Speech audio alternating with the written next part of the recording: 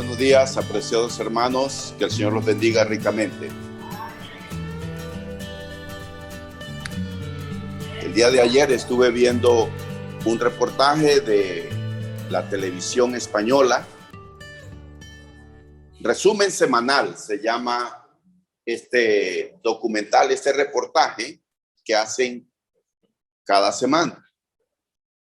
Ellos hablan de algún suceso en alguna parte del mundo, bien documentado, y me gusta ver cuando puedo, y resulta que estoy en el momento en que presentan ellos. Y ayer fue esa coincidencia. Hablaron sobre el crimen en Guayaquil, Ecuador. Como dije, es un programa muy bien documentado los que ellos hacen, excelente desde todos los ángulos, y me puso a pensar en nuestra Panamá, nuestra ciudad de Panamá. Guayaquil es una ciudad muy desarrollada en Ecuador, y no recuerdo muy bien si la información que escuché en ese reportaje es que Guayaquil es una de las ciudades con más número de cámaras de seguridad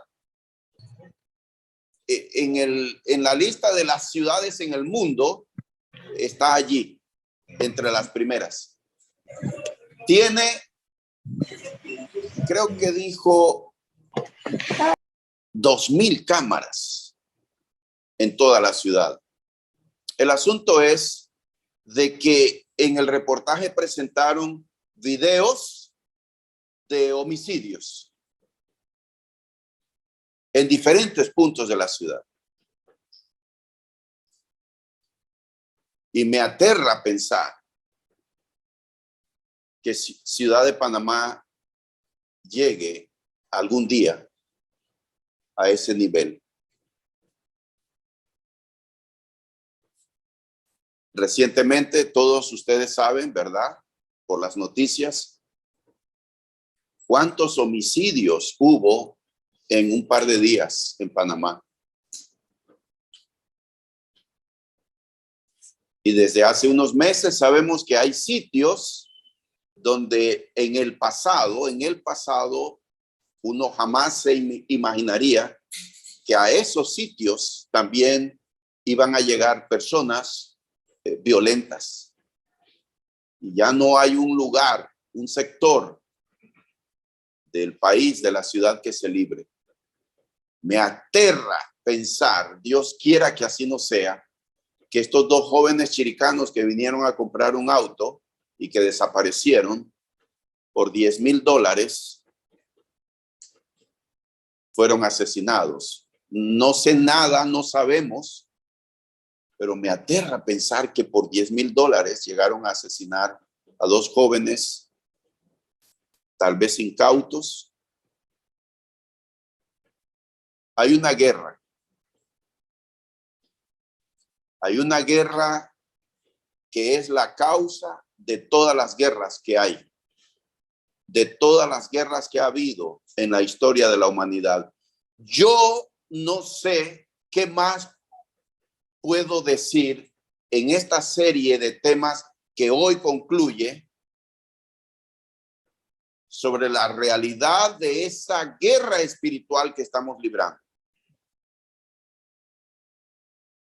Este tema que hoy concluye en esta serie Guerra Espiritual es un tema fundamental de la doctrina cristiana. Deseo que ustedes estén conscientes, jóvenes y hermanos,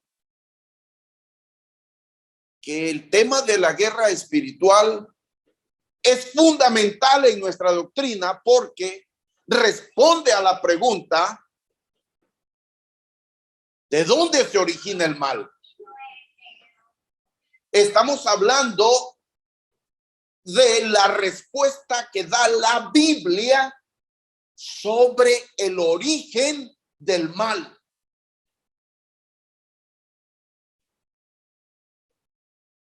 Y la fe cristiana Escuchen, hermanos, la fe cristiana tiene esa respuesta.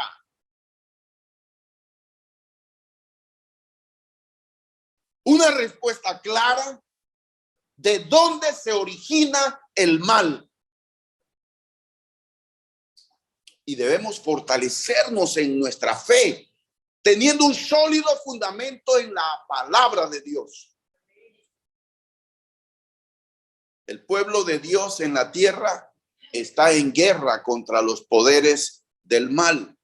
Los noticieros no hablan de este conflicto espiritual. El mundo vive en completa ignorancia, pero esta guerra se está librando aquí y ahora. En el mensaje de hoy vamos a hablar sobre el origen y el final de este conflicto de los siglos. Y cuando esta guerra termine, también terminarán todas las guerras del mundo. Esta guerra espiritual es verdadera. Y esta es la guerra que está detrás de todas las guerras que tiene y que ha tenido lugar en la historia de la tierra. ¿Cómo acabarán los conflictos? Por ejemplo, pregunto, ¿cómo terminará esta guerra por las drogas? Por la cocaína, por la heroína, por las drogas sintéticas. ¿Cómo va a terminar esa guerra? ¿Llegará un día los asambleas legislativas del mundo a aprobar el consumo de cocaína, de heroína?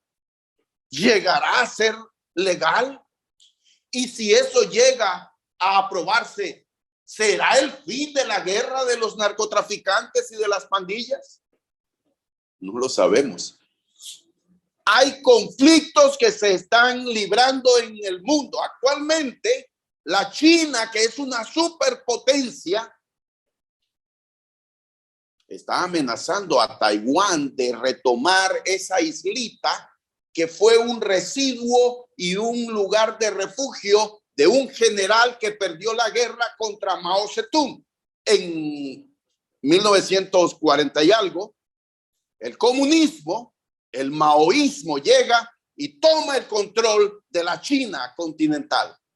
Y este general chino que pierde la guerra civil se va a esa islita que, digamos, hablando entre comillas, es como Taboga frente a tierra firme de Panamá, es algo parecido. Allá está Taiwán, un residuo de la democracia, y los chinos están todos los días mandando aviones de guerra, hostigando. Y Estados Unidos dice, no los vamos a dejar solos. ¿Cómo terminarán esos conflictos mundiales?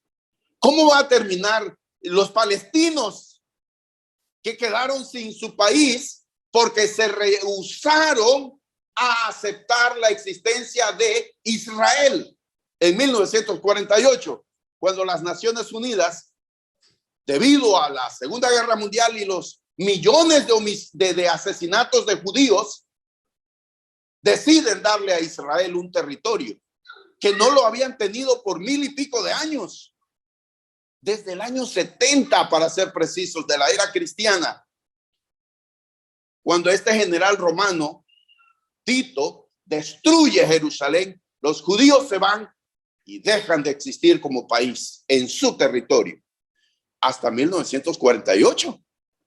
La Declaración de las Naciones Unidas dice, bueno, Israel necesita un territorio, los judíos necesitan su propio país donde poder irse ante eventuales amenazas de exterminio, como la de Adolfo Hitler contra ellos. Pero entonces los palestinos que habían estado allí tomando posesión de la tierra antigua de Israel dijeron, no aceptamos la existencia, y ha habido conflictos. ¿Cómo va a terminar eso? No sabemos. Y así podríamos seguir enumerando los conflictos que hay en el mundo. Pero sí sabemos cómo va a terminar la guerra, la madre de todas las guerras, la guerra espiritual. En el mensaje de hoy, tres puntos voy a abordar sobre este tema. El primero es el origen del mal, pero no en la tierra. Vamos a irnos al cielo.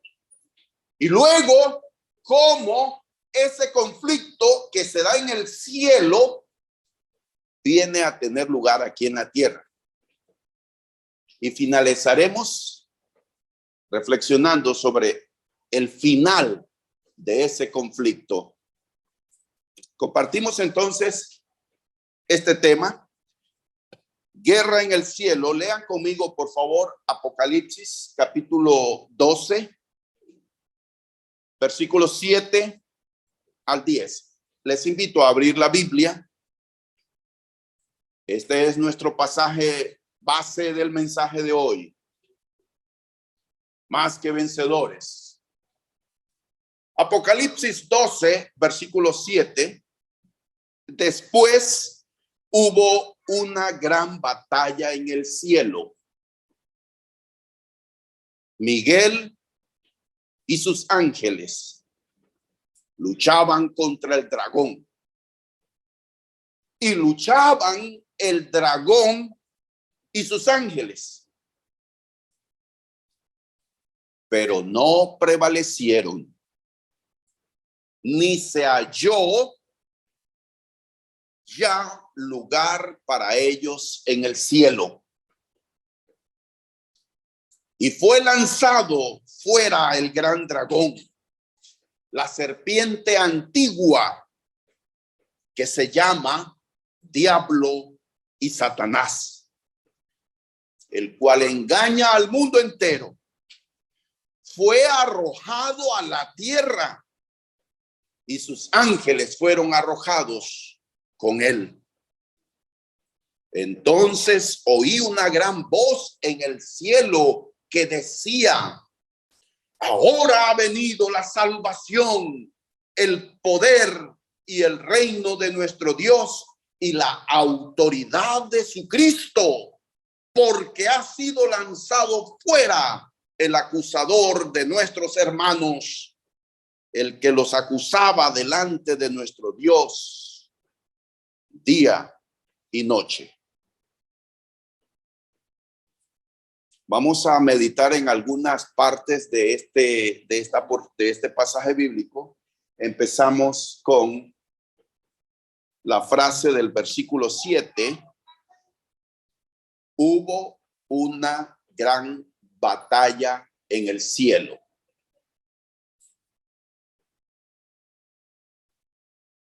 ¿Cómo fue esa batalla? ¿Qué armas se emplearon? Hace un instante, quiero decirles, cuando estábamos participando de la cena del Señor, reflexionaba en la crucifixión de Jesucristo. Con mis ojos cerrados, me trasladé imaginariamente al Gólgota y me imaginé a Jesucristo tendido sobre la cruz, y me imaginé el clavo que fue atravesando en cada uno de sus brazos y luego entre sus piernas, en sus pies. Tenía y tuvo que ser algo doloroso. Y eso fue real. Jesucristo de verdad fue crucificado. Aquí tenemos un pasaje bíblico que dice: hubo una gran batalla en el cielo. Aquí tenemos una palabra que es un superlativo. ¿Se acuerdan Juan 3:16 aparece este superlativo, porque de tal manera. ¿A qué extremo llegó Dios por amor a nosotros? Que dio a su Hijo unigénito. Entonces aquí dice, hubo una gran batalla. Ya está dándonos una descripción. No fue una simple batalla o una simple escaramuza. Fue una gran batalla. Simplemente podemos imaginarnos cómo fue esa batalla. Y dice el texto, Miguel y sus ángeles contra el dragón y sus ángeles. Las fuerzas del mal lucharon como si el dragón tuviera una oportunidad. Era la mayor desventaja del universo, la arrogancia versus la omnipotencia y el orgullo versus el amor. El texto dice que el dragón, que se llama Diablo y Satanás, y también ahí el texto dice que es la serpiente antigua, Luzbel, Belial, y sus ángeles pelearon contra Miguel y sus ángeles.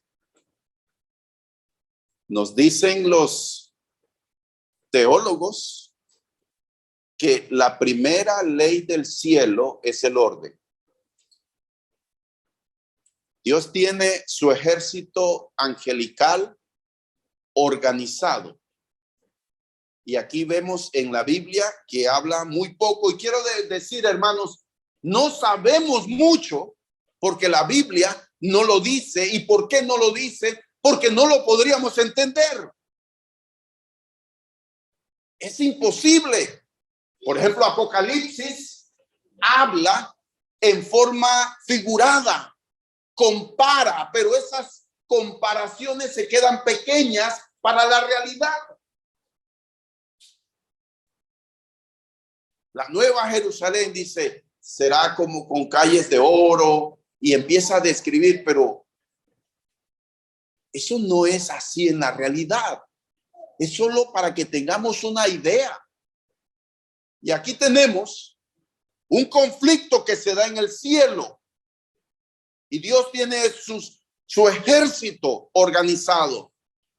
Querubines, serafines, arcángeles, ángeles.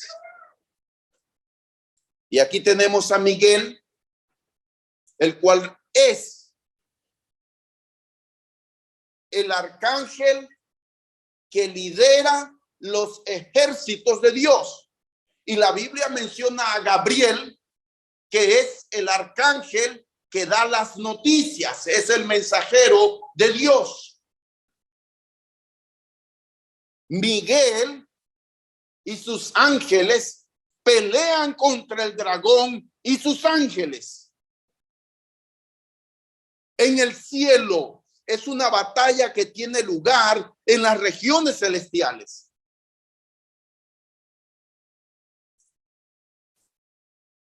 La guerra que está librando el diablo aquí en la tierra, en realidad comenzó en el cielo. El diablo y su ejército lanzaron una campaña contra el soberano del universo en un intento de golpe de estado que no tiene comparación con ningún golpe de estado en algún país de la tierra. Pero ya les he explicado que la Biblia describe y nos habla sobre Satanás. Ya les he dicho que Satanás no es omnisciente, solo Dios es omnisciente. Es decir, Satanás no lo conoce todo, en realidad ignora muchas cosas.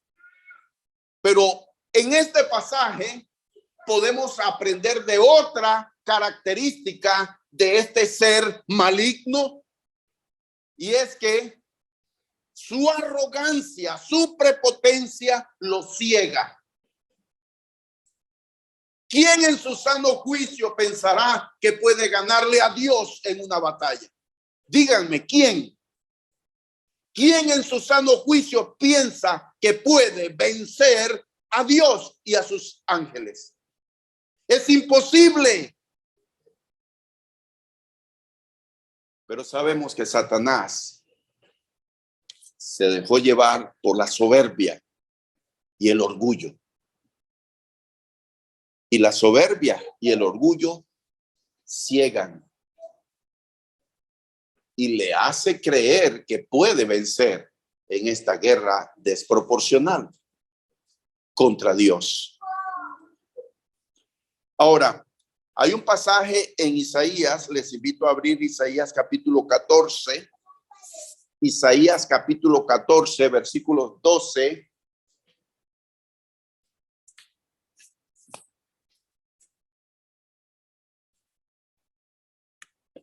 al 14. ¿Cómo caíste del cielo, oh lucero, hijo de la mañana? Cortado fuiste por tierra, tú que debilitabas a las naciones. Tú que decías en tu corazón, subiré al cielo, en lo alto, junto a las estrellas de Dios, levantaré mi trono y en el monte del testimonio me sentaré a los lados del norte.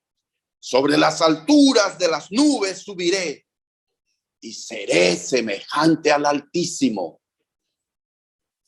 El profeta Isaías, en este capítulo 14, está escribiendo un poema. Y permítanme explicarles de qué está hablando el profeta allí en el capítulo 14 de Isaías. Él está visualizando. Isaías es uno de los profetas que me convenció, escuchen, me convenció de que la Biblia es palabra de Dios. No hay otra explicación. Tengo esa profunda convicción, porque yo también llegué a tener dudas.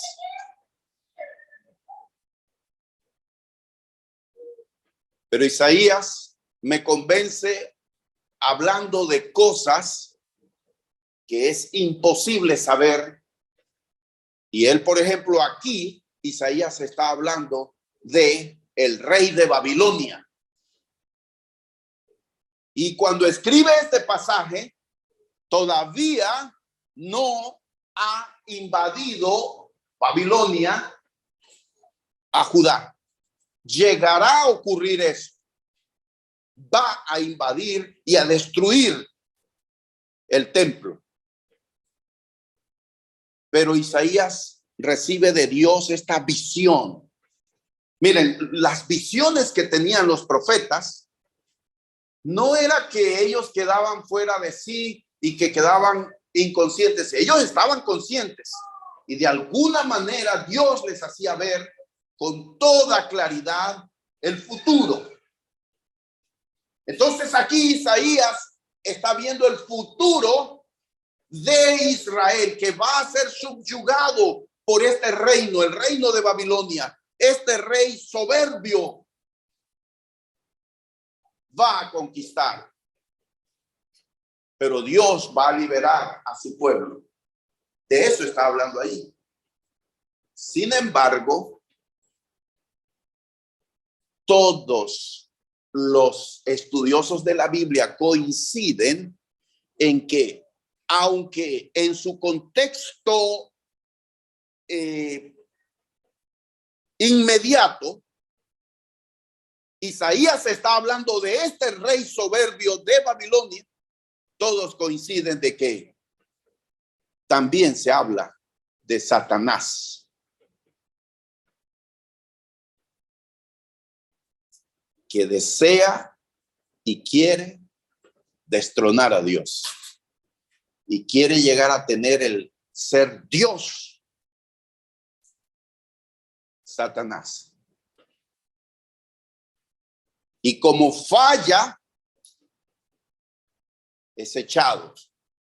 Y ahí yo creo que en pantalla comparto este texto abajo, Lucas 10:18, donde Jesucristo responde a sus discípulos.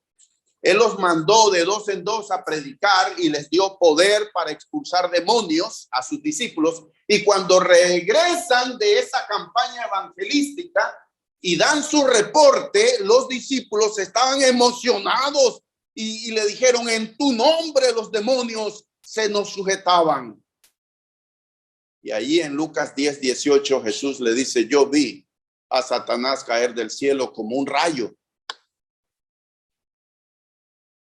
Todos los conocedores, los estudiosos de la Biblia dicen esas palabras de Jesucristo a sus apóstoles: yo vi a Satanás caer del cielo como un rayo, es un paralelismo con Isaías capítulo 14, versículos 12 al 14. ¿Cómo caíste del cielo, oh lucero, hijo de la mañana? Cortado fuiste por tierra. Él fue echado del cielo. En un audaz intento de usurpar el trono de Dios en el cielo, el diablo reunió un ejército de ángeles. Según Apocalipsis 12, versículo 4, 1/3 de los ángeles de Dios fueron arrastrados por Satanás en esta rebelión. E incitó esta rebelión en el cielo. No se nos dice cuánto duró la batalla, pero se nos dice que al final el diablo fue derrotado y expulsado del cielo. Una victoria fue ganada en el cielo y por eso los ángeles celestiales se regocijan de esa victoria. Sin embargo, el diablo es persistente. Haber perdido la batalla en el cielo no significaba que el diablo terminaba su campaña de terror. Siendo expulsado del cielo, Apocalipsis 12:9 nos dice que esa vieja serpiente llamada Diablo y Satanás, con su vasto ejército, bajó a la tierra. ¿Pero por qué? ¿Por qué aquí? ¿Por qué nosotros? ¿Por qué Dios permitiría que un enemigo tan peligroso nos invadiera? Y de todos los lugares en el universo al que podría ir, ¿por qué? ¿Por qué vino a este planeta al que llamamos nuestro hogar? ¿Fue un acto arbitrario de Dios? Pregunto. ¿Decidió caprichosamente elegir nuestro planeta para ser la colonia penal del enemigo público número 1 del universo? ¿O hay algo más detrás de la escena que a simple vista no podemos ver? Ahora, de Apocalipsis, el último libro de la Biblia, les invito a ir a Génesis, el primer libro de la Biblia, en el capítulo 3, desde el versículo 1 al 5. Lean conmigo lo que sucede mientras Satanás teje una red de mentiras. Dice así Génesis capítulo 3, versículo 1.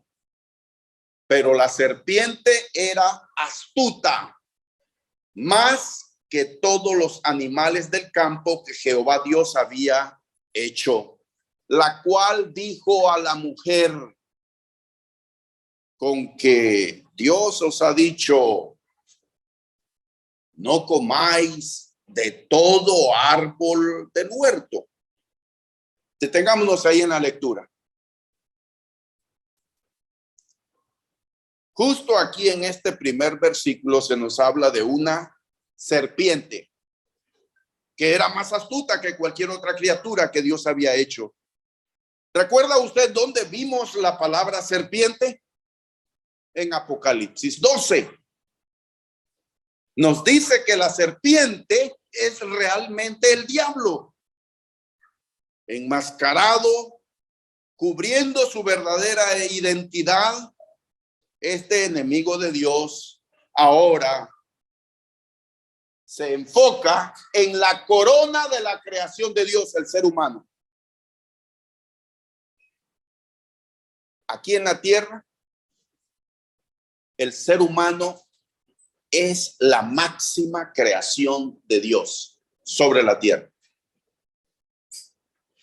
Dios lo hizo a su imagen y semejanza. Y eso nos hace distintos del resto de la creación.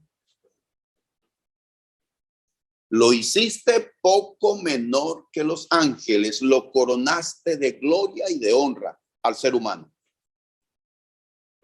Y todo lo pusiste debajo de sus pies.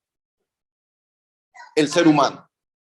Entonces Satanás, expulsado del cielo porque falló en su intento de ocupar el trono de Dios, sí logró conquistar 1/3 de los ángeles celestiales. Se convirtieron en demonios siguiéndolo a él. Los engañó y fracasó, fue echado. Y entonces vino como un rayo al jardín del Edén. Y ahí está Eva y Adán. Y se apresura a tentar a Adán y a Eva antes que tengan hijos. Dios les había dado la orden a Adán y Eva de multiplicarse, de llenar la tierra. Pero cuando son tentados por la serpiente, todavía no tienen hijos. Y eso era importante, que cayera la cabeza de la raza humana. Sigamos leyendo Génesis 3, versículos 2 al 5. Y la mujer respondió a la serpiente: del fruto de los árboles del huerto podemos comer, pero del fruto del árbol que está en medio del huerto, dijo Dios, no comeréis de él, ni le tocaréis, para que no muráis.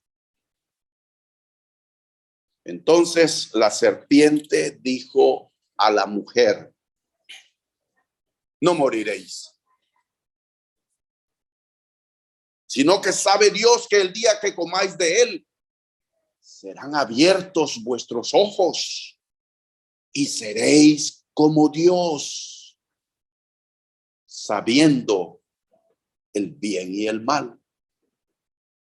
Detenga allí, hagamos pausa en la lectura. ¿Qué es lo que acaba de prometer el diablo a la mujer? Seréis como Dios. ¿Hemos escuchado esa ambición expresada antes? Claro que sí. Y fue lo que comenzó la guerra en el cielo. El diablo quería ser como Dios. Fracasó en el cielo. Pero ¿lo detuvo eso, el haber fracasado en el cielo? No. No. No.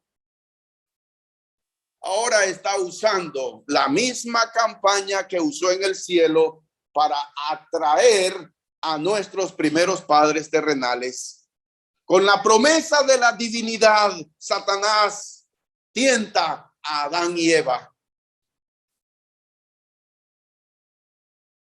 Y Eva come del fruto prohibido. Se lo da a Adán, el cual también come. Entonces funcionó su estrategia, la artimaña de la serpiente.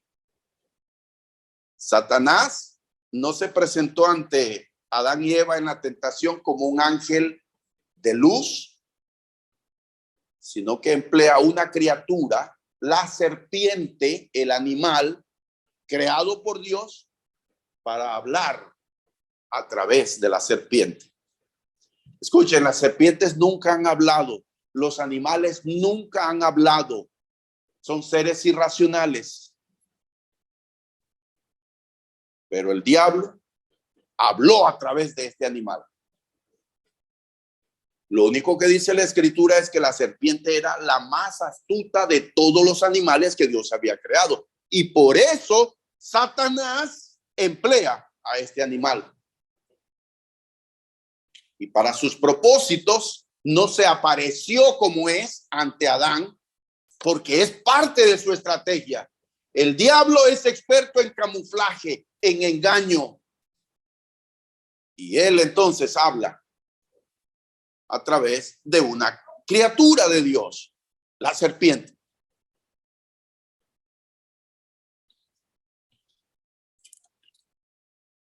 Y ahora entonces continuamos lo que presenta Apocalipsis 12, versículo 11.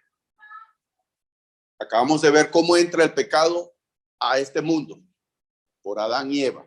Romanos 5:12, Pablo lo dijo. La muerte entró por el pecado, por medio de Adán y Eva. Dice así Apocalipsis 12:11.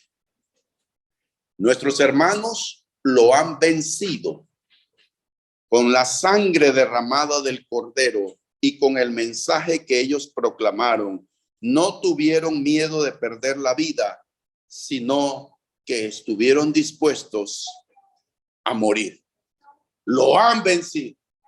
Apocalipsis cierra el telón, el drama de la humanidad.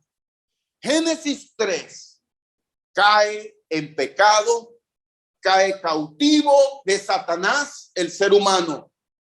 Y Apocalipsis cierra ese drama y se baja el telón donde nos dice, lo han vencido. Satanás, la serpiente, el diablo ha sido vencido. No se equivoquen. Estamos en guerra y todos estamos involucrados en una lucha de vida o muerte con aquel a quien las escrituras llaman el príncipe del poder del aire. Y mientras estemos en la tierra se nos dice que estaremos sujetos a su ira y también a las armas que él emplea contra nosotros. Pero la promesa está dada. Lo han vencido. Y decimos, gloria a Dios. Puede haber victoria. Hay victoria. Y podemos ser parte de ella. A pesar de estar cautivos contra nuestra voluntad, la Biblia describe aquí en este texto, Apocalipsis 12:11, a un grupo de personas, soldados de un ejército poderoso que verán la victoria en medio de la batalla y le han vencido, y se nos dice que con 3 armas.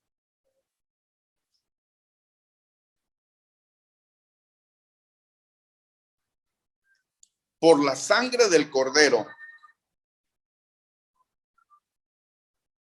por la palabra de su testimonio, y estuvieron dispuestos a morir.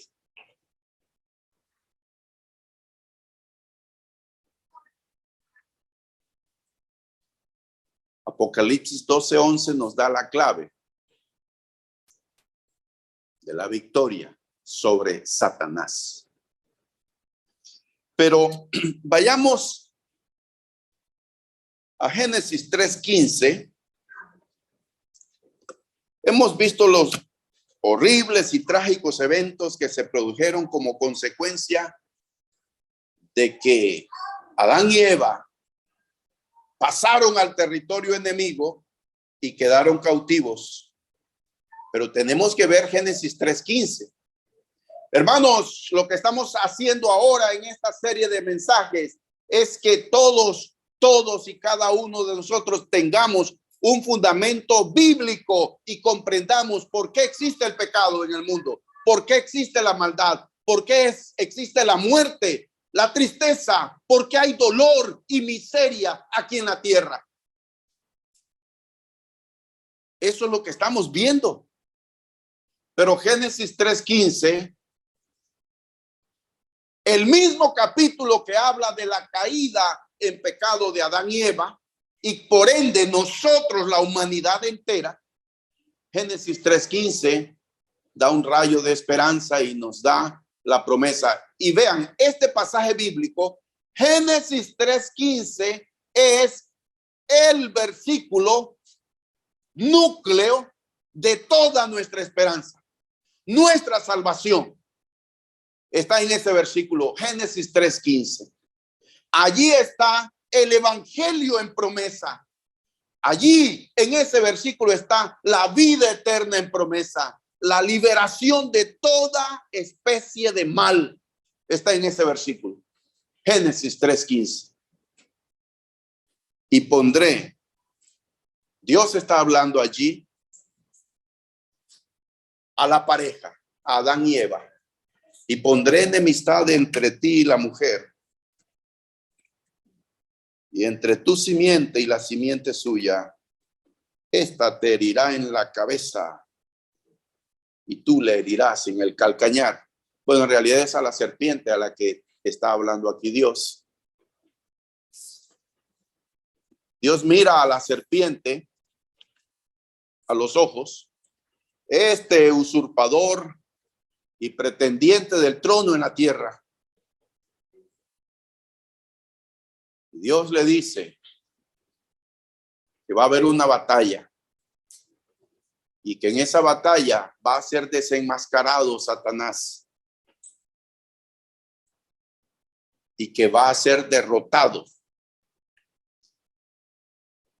y que por esa batalla de liberación nosotros vamos a obtener la salvación. Y Apocalipsis 12:11 indica que los vencedores en la guerra espiritual serán ante todo victoriosos por la sangre del Cordero. Juan 3:16 y 17 dice: porque de tal manera amó Dios al mundo que ha dado a su Hijo unigénito, para que todo aquel que en él cree no se pierda, mas tenga vida eterna. Porque Dios no envió a su Hijo para condenar al mundo, sino para que el mundo sea salvo por él. Jesucristo, llamado el Cordero de Dios, que quita el pecado del mundo, bajó del cielo y ejecutó perfectamente el plan de batalla establecido. Y se nos dice que Dios, desde antes de la fundación del mundo, tenía un plan de salvación, el plan eterno de Dios. Y la muerte de Cristo fue profetizada en Génesis 3:15. Esta te herirá en la cabeza, le dijo Dios a la serpiente.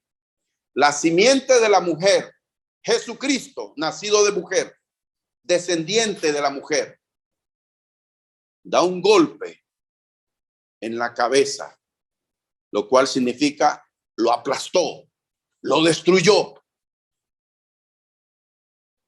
Pero la serpiente golpeó en el talón.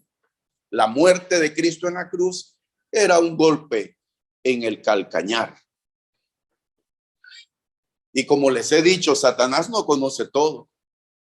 Él incitó la muerte de Jesucristo, sembró en Judas la idea de traicionar a Jesús, pero no sabía que con la muerte del santo, el justo, el perfecto en la cruz, simplemente estaba ejecutando el plan de salvación de Dios. ¿Sí lo entienden? Juan el Bautista, cuando vio aproximarse a Jesucristo allá en el Jordán, lo vio y por revelación del Espíritu Santo dijo a los que estaban a su alrededor: he ahí el Cordero de Dios que quita el pecado del mundo. Juan el Bautista no entendió a qué se refería, pero Jesucristo, el Hijo de Dios, el Santo, el Perfecto, el que nunca pecó, ni se halló engaño en su boca, muere como el Cordero de Dios. Nuestro representante muere en nuestro lugar en la cruz y derrama su sangre, su vida, da su vida por nosotros.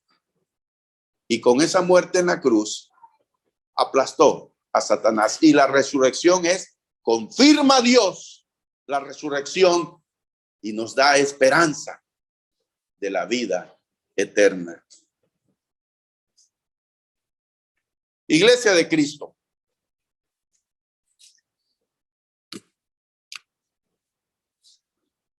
el Señor nos ha dado una salida victoriosa. La guerra ya está ganada. Podemos estar confinados en este campo de batalla. Podemos seguir siendo sujetos a los ataques de las fuerzas enemigas, pero por la sangre del Cordero, nuestra victoria está asegurada. Amén. Amén. Pero las Escrituras no lo deja todo ahí. Hay más en el plan de batalla para la conquista y triunfar sobre la serpiente. Dios dice aquí que le han vencido por la sangre del Cordero, y Apocalipsis 12:11 agrega que lo vencieron por la palabra de su testimonio y porque estuvieron dispuestos a morir por su fe en Cristo. Aunque nuestra liberación se logra por la sangre del Cordero, también se necesita algo más. También es necesario un buen testimonio. ¿Qué quiere decir que le han vencido por la palabra de su testimonio? ¿Y cuál es el propósito de su testimonio? Ahora, el propósito de un testimonio es afirmar algo que uno ha visto o escuchado de primera mano. En los tribunales de justicia, los testigos son llamados a dar su testimonio ante el jurado porque tienen una experiencia que relatar sobre un evento específico. No puedes llamar a alguien a testificar de algo con lo cual nada tiene que ver. ¿Qué sentido tendría llevar ante un tribunal a un testigo que ni siquiera sabe de lo que se está hablando? Además, sabemos que un testigo y un testimonio se puede desvanecer con el tiempo si lo que está relatando no está fresco en su memoria. Se olvidan detalles importantes y puede sembrar incertidumbre y dudas, por lo que la credibilidad del testigo puede quedar en entredicho, se cuestiona. Para que un testimonio tenga poder, debe ser reciente y debe ser real. Aquellos que vencen a la serpiente tienen que dar testimonio de que Cristo los ha liberado del pecado, que han sido liberados por la sangre del Cordero. Y esa es nuestra conducta. La sangre del Cordero nos limpia. Cuando nosotros creemos en la muerte de Jesucristo, creemos que esa muerte sustituta muere en nuestro lugar. Él da su vida voluntariamente, recibe el castigo de Dios por nuestros pecados y nosotros lo creemos. La sangre del Cordero la obra de Cristo se nos imputa, es decir, Dios lo pone a nuestra cuenta, a nuestro favor. Por nuestra fe en la obra de Cristo en la cruz, somos perdonados. El perdón es una declaración de Dios. Dios dice, te perdono. Pero de ahí en adelante, seguimos viviendo en esta vida, en este cuerpo, en esta tierra. Y necesitamos dar testimonio de que somos hijos de Dios, que somos discípulos de Cristo. Porque de nada sirve que hemos sido lavados y perdonados y volvemos a nuestro mundo de pecado. Le han vencido por la sangre del Cordero y por la palabra de su testimonio. Les he dicho recientemente que la iglesia de Cristo, tiene 6 énfasis teológicos importantísimos que son fundamentales, son la característica de nuestra organización a la que pertenecemos, llamada Iglesia de Cristo. Una de esos énfasis teológicos característicos desde que nace la iglesia es el discipulado. El discipulado. Creemos que la iglesia está compuesta de creyentes fieles. El discipulado. Nosotros creemos que toda persona que se entrega a Cristo Jesús, que obedece al evangelio, tiene que seguir a Cristo todos los días en su vida. Y el mayor ejemplo y prueba de que uno es discípulo de Cristo es su vida, su testimonio. Cómo habla, cómo vive, cómo se comporta, especialmente cuando los hermanos no nos están viendo. Nosotros creemos que es vital que todo creyente en Cristo sea un discípulo de Cristo. Cristo no vino a buscar admiradores. Cristo vino a buscar discípulos. Cristo no está buscando simpatizantes. Cristo está buscando seguidores. Aquellos que van siguiendo a Cristo todos los días. Los que van a vencer a la serpiente, al diablo, a Satanás, son los que se ponen la sangre del Cordero, Cristo Jesús, y dan testimonio. Pero su convicción como cristianos les llega a morir por su fe en Cristo de ser necesario. Y recientemente, mientras reflexionaba en este tema, me he llenado de terror y de miedo por mí. No sé si estoy listo, si llegara el momento, si fuera la circunstancia de morir por mi fe. Y el Señor Jesús, yo no sé si ustedes recuerdan, alguien le dijo, Señor, ¿son pocos los que se salvan? ¿Son pocos los que se salvan? Y el Señor no dijo, sí, no, esfuérzate tú por entrar. Pónganse a pensar, hermanos, si llegara una situación donde se le pide directamente a usted, se le pregunta si usted dice que es discípulo de Cristo, va a morir ahora, ya, le vamos a quitar la vida. Decir sí o no. Muchos. El rastro de la sangre es un librito pequeñito que apareció allá por los años 80. Habla del discipulado, el rastro de la sangre. Así se titula ese libro. No recuerdo el autor. Lo tuve, pero mi biblioteca se perdió con los viajes. Simplemente es esto, hermanos. Nosotros estamos caminando por una calle pavimentada con la sangre de los hombres y mujeres fieles a Cristo Jesús. Y aún no hemos derramado una sola gota de sangre, dice Hebreos, combatiendo contra el pecado.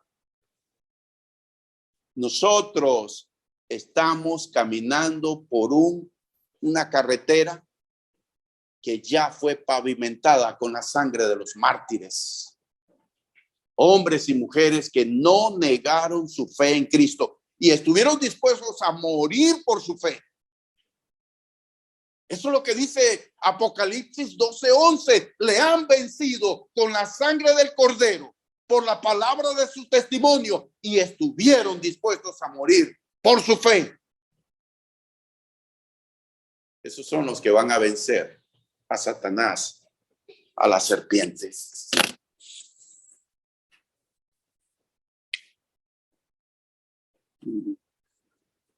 Y entonces el Señor nos garantiza la victoria. Esa es la certeza que tenemos. Vamos a triunfar. Alumbremos con nuestro testimonio, hermanos. El testimonio es para dar luz en este mundo donde imperan las tinieblas, la oscuridad. Necesitamos ser la iglesia del Señor ahora